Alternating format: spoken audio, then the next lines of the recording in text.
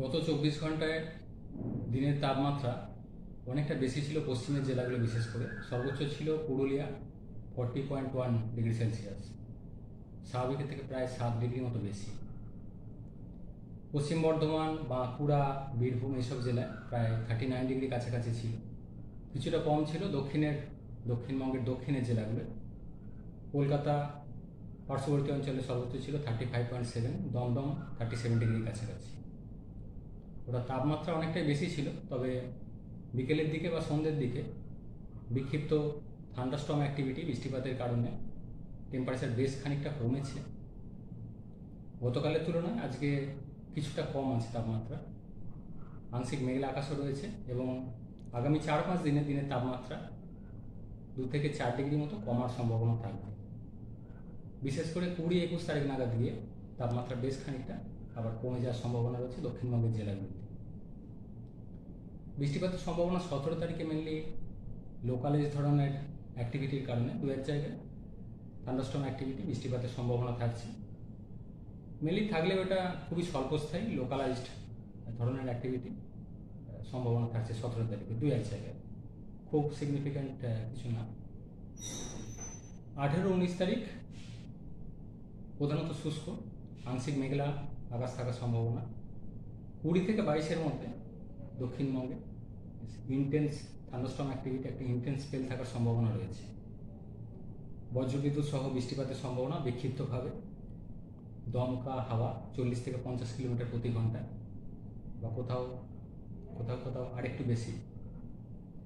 2-1 জায়গায় শিলাবৃষ্টির সম্ভাবনা থাকছে 20 থেকে 21-এর মধ্যে, মেনলি বাঁকুড়া, পূর্ব পশ্চিম মেদিনীপুর, ঝাড়গ্রাম, হুগলি, হাওড়া, দক্ষিণ 24 পরগনা এই জেলাগুলো কিছুটা বেশি প্রভাব থাকার সম্ভাবনা রয়েছে।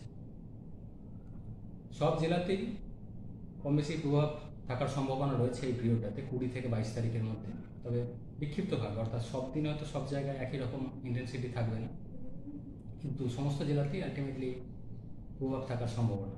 বৃষ্টিপাত, দমকা হাওয়া, বজ্রবিদ্যুতের সম্ভাবনা। কলকাতা পার্শ্ববর্তী অঞ্চলে 17 তারিখে আংশিক মেঘলা আকাশ, 2-1 জায়গায় বৃষ্টিপাত থাকলেও সেটা খুবই হালকা ধরনের থাকার সম্ভাবনা, খুব সিগনিফিক্যান্ট কিছু নেই। বৃষ্টিপাত থাকলেও সেটা হালকা ধরনের থান্ডারস্টর্ম অ্যাক্টিভিটি হয়তো 2-1 জায়গায় থাকতে পারে।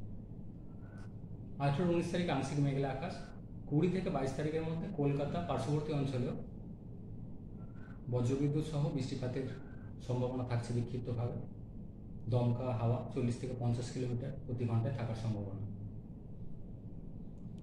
তাপমাত্রা কলকাতা পার্শ্ববর্তী অঞ্চলে আগামী 24 ঘন্টায় সর্বোচ্চ 34 ডিগ্রি কাছাকাছি থাকার সম্ভাবনা রয়েছে। পরবর্তী কয়েকদিন মোটামুটি এইরকমই থাকবে, আবার 20-21 তারিখ নাগাদ গিয়ে তাপমাত্রা বেশ খানিকটা কমে যাওয়ার সম্ভাবনা, দিনের তাপমাত্রাটা।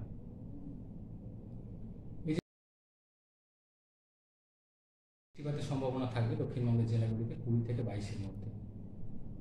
তার আগে 17 তারিখেও 2-1 জায়গায় লোকালাইজড থাকবে, তবে সেটা মেনলি লোকালাইজ ধরনের হিটিংয়ের জন্য এবং ময়েশ্চারের জন্য সম্ভাবনা, খুব সিগনিফিক্যান্ট সেটা। উত্তরবঙ্গের ক্ষেত্রে 17 তারিখে 2-1 জায়গায় হালকা বৃষ্টির সম্ভাবনা, মেনলি দার্জিলিং, কালিম্পং, মালদা, দক্ষিণ দিনাজপুর এই জেলাগুলো 2-1 জায়গায় হালকা ধরনের বৃষ্টির সম্ভাবনা। পরবর্তী কয়েকদিন উত্তরবঙ্গে প্রধানত শুষ্ক ওয়েদার, আংশিক মেঘলা আকাশ। 21 থেকে 22-এর মধ্যে উত্তরবঙ্গে বিক্ষিপ্ত বৃষ্টিপাতের সম্ভাবনা থাকবে। তাপমাত্রা বর্তমানে উত্তরবঙ্গের জেলাগুলিতে বেশিরভাগ জায়গাতেই স্বাভাবিকের কাছাকাছি রয়েছে, কিছুটা বেশি রয়েছে মালদা সংলগ্ন অঞ্চলে, পার্শ্ববর্তী জেলাগুলো, মালদার পার্শ্ববর্তী জেলাগুলোতে। তো আগামী 4-5 দিনে এখানেও টেম্পারেচার ধীরে ধীরে 2 থেকে 4 ডিগ্রি মতো কমার সম্ভাবনা থাকবে। স্যার, আবার তাপমাত্রা বাড়ার কবে থেকে সম্ভাবনা? না, এখনই তাপমাত্রা আর বাড়ছে না।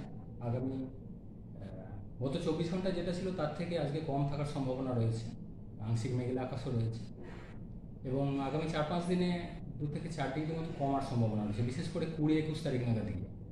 তারপরও পরবর্তী কয়েকদিন তাপমাত্রা বেশ খানিকটা কমই থাকবে। এখন যেটা অনেকটা বেড়ে গেছে সেটা কমে যাওয়ার সম্ভাবনা রয়েছে।